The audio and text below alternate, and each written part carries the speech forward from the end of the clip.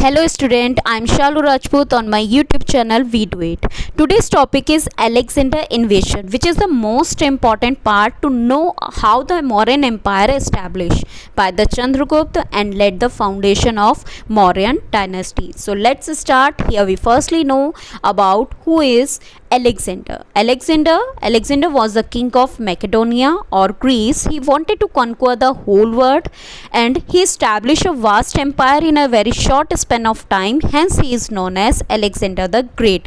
Here is a map showing the area conquered by the Alexander. This is the area that conquered or established as a empire of Alexander. He also tried to conquer in the Indian subcontinent, and so he marched through the northwestern part of India. Let's we know about the political conditions on the eve of Alexander invasion.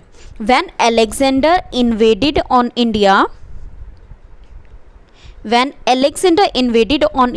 there were a number of small kingdoms in northwestern India.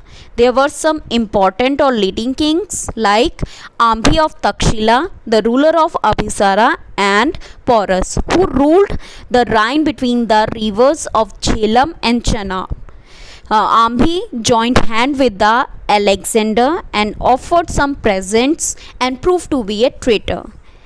But in contrast, Porus was not covered like Ambhi. He was a strong or a brave ruler who fought courageously with the almighty army of Alexander, but he defeated and he was taken as a prisoner. There was an incident between the Alexander and the Porus, as when Porus was taken as prisoner and Alexander asked him how he expected to be used. Then Porus answered in a very courageously way as a king, and Alexander admired his bravery. For that expression, he not only returned his kingdom but also added more and more additional territory to it.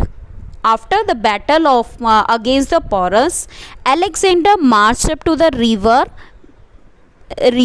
Bias in Punjab, but his soldiers refused to go further and fight. The reason behind, perhaps that Alexander's army were afraid of fighting of mighty army of Nandas, or they were also so tired to fight battle. Hence they refused to fight further, and Alexander at last he decided to go back, and he tried to convince his army but he failed, and finally he decided to go back Macedonia and appointed 3 Greek governors in Punjab before he left. But while he returning from India, he died in 323 BC at Babylon at the age of 32.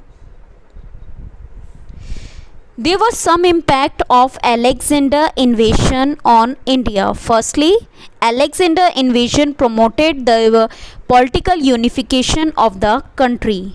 It led political unification of the country, and also smaller states now merged in the larger ones.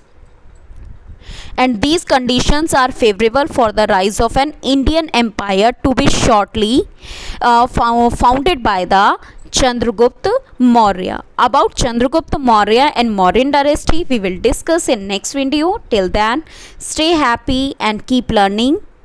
Thank you for watching.